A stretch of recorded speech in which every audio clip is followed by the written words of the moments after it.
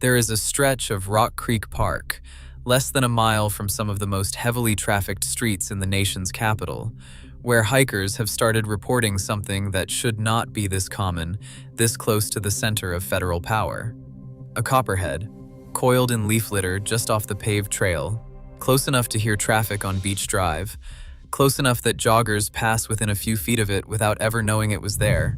close enough that a person could step off the asphalt to let another jogger by and land within striking distance without a second thought. This is not a one-time sighting or a fluke report from someone who simply misidentified a harmless water snake, the kind of mix-up that happens constantly in a park full of species that look superficially similar to an untrained eye. Wildlife officials and park naturalists have confirmed a real and growing pattern, a venomous species quietly establishing itself deeper into the urban core of Washington than almost anyone assumed it still occupied, a finding that has quietly reshaped how several agencies now talk about the park's edge, and nobody working this question can fully explain why the timing lines up the way it does. Before we go further, if you're the kind of person who wants to actually understand what's living closer to your own backyard than you'd expect, hit subscribe right now. This channel digs into exactly this kind of overlooked pattern every single week, tracking down real, documented cases like this one, instead of recycling the same tired list of scary animal facts everyone else in this space keeps repeating, and you don't want to miss where this particular investigation ends up. The northern Copperhead has technically always had a presence in the DC region. Rock Creek Park's wooded ravines and rocky slopes have supported a resident population for as long as naturalists have been keeping records, tucked into a corridor of forest that has, remarkably, survived almost entirely intact, while the city grew up around it on every side, a genuine wilderness pocket running right through the middle of a federal capital in a way few other major cities can claim, predating most of the neighborhoods that now border it by well over a century, back when this stretch of Washington was still mostly farmland and open country. For most of that history, the species stayed exactly where the old field guide said it should, deep in the park's most forested interior, well away from the neighborhoods pressed right up against its boundary. That containment held for generations, long enough that most people living along the park's edge assumed the species simply didn't reach that far out at all, a comfortable and mostly reasonable assumption right up until it wasn't. It is the part of the story that has started quietly breaking down. The reports did not arrive as a single dramatic event.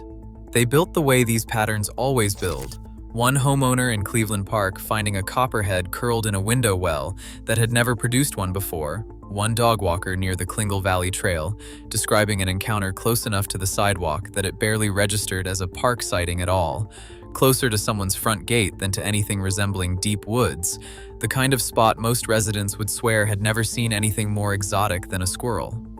A maintenance worker at a townhouse complex bordering the park found one behind a row of trash bins, a good distance from anything resembling the rocky, forested habitat the species is supposed to prefer,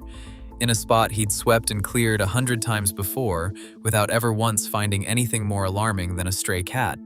a routine he'd repeated for years without incident until that single afternoon. None of these people were wrong about what they saw. Wildlife officials who reviewed photographs from several of these reports confirmed the identification every time, correctly spotting the vertical pupil, the hourglass banding, the blocky head that separates a pit viper from the far more common, harmless snakes sharing this same urban green space, the kind of details that leave no real room for a case of mistaken identity once someone trained actually looks closely. The animal was exactly what people said it was, nothing more and nothing less. It was simply somewhere the old range maps never accounted for. So the question stopped being what species this was and became something much harder to answer entirely on its own. Why is a snake known for staying deep in undisturbed forest interior increasingly willing to work right up against the edge of one of the most densely built environments in the country? The first explanation offered, and for a while the one that satisfied almost everyone who heard it, was simple habitat compression. Rock Creek Park has not grown. its official boundaries fixed for generations, even as the city pressing against every edge of it has changed almost beyond recognition.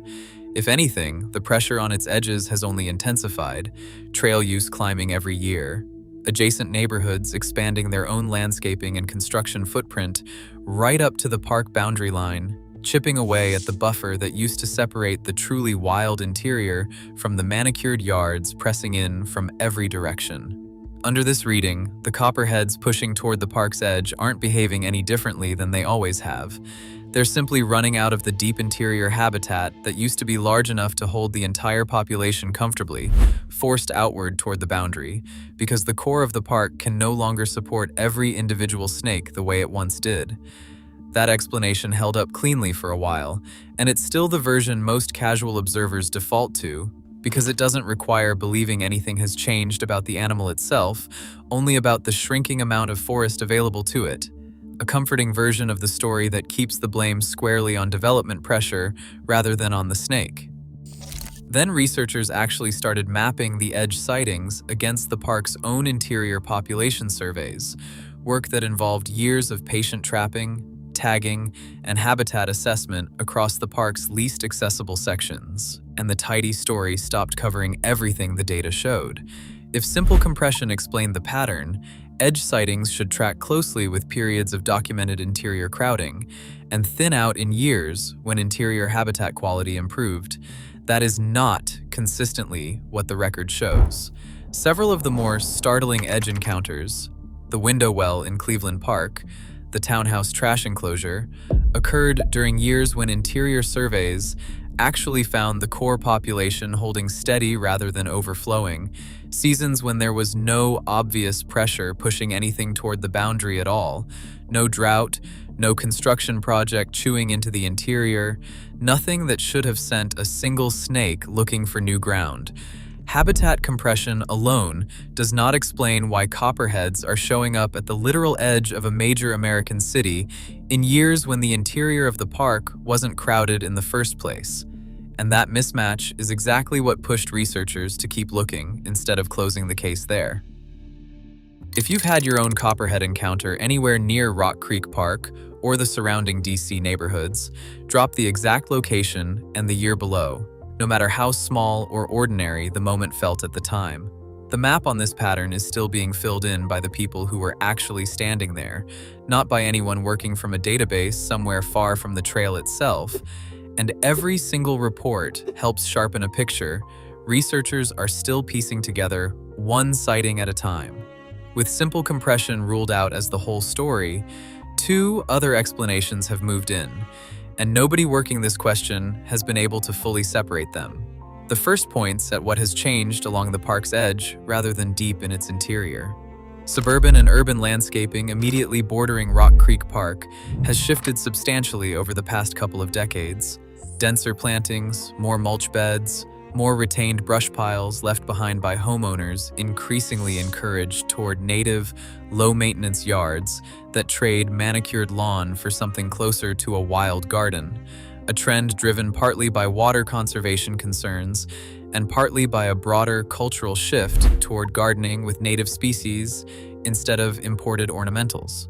Every one of those features creates exactly the kind of cover a Copperhead uses to move confidently through open ground it would otherwise avoid, and every mulch bed and brush pile also draws in the small rodents Copperheads actually hunt, effectively laying out a connected trail of shelter and food running straight from the park's true interior to somebody's back porch, an unintentional highway built one well-meaning yard at a time. Under this account, the park's edge hasn't become more crowded from the inside. It's become more inviting from the outside. A ring of accidentally ideal snake habitat built one landscaping choice at a time by people who had no idea what they were creating when they let that corner of the yard go a little wild, chasing a greener, lower maintenance yard without ever picturing what might eventually move in to use it. The second explanation is quieter, and the researchers who take it seriously are more hesitant to say it plainly, aware of how easily this kind of claim gets sensationalized once it leaves the narrow context of a research paper. It suggests the Copperhead population itself may be shifting in temperament, rather than simply following better cover. Individual behavior varies across any wide-ranging species, and if a subset of Rock Creek Park's copperheads has, for whatever reason, grown more tolerant of edge habitat and human activity than their more cautious relatives deeper in the park,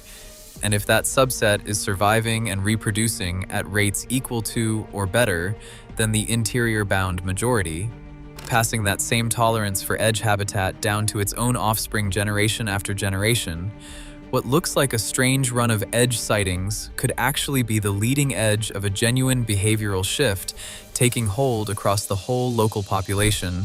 one bold snake and one successful litter at a time, quietly compounding generation after generation without anyone noticing until the pattern was already well underway. Nobody working this question can tell you with confidence which explanation is doing the heavier lifting, or whether both are reinforcing each other, better edge habitat rewarding bolder individual snakes until the two forces are impossible to fully untangle,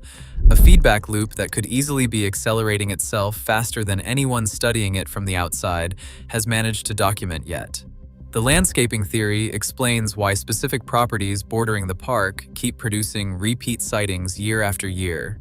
The same window well, the same stretch of trash enclosure, as if the snakes themselves had learned exactly where the good cover was. The behavioral shift theory explains why encounters keep happening in years when interior surveys show no real crowding pressure at all, a pattern the compression story alone can never quite account for. Both survive contact with the data collected so far.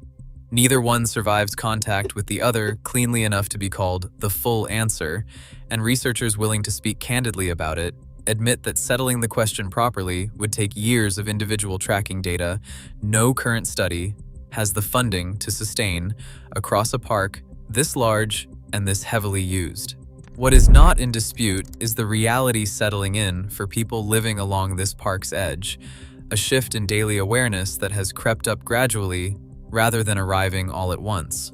Washington residents who grew up with a simple, comfortable assumption that a venomous snake was something you might encounter deep in the park if you went looking for it,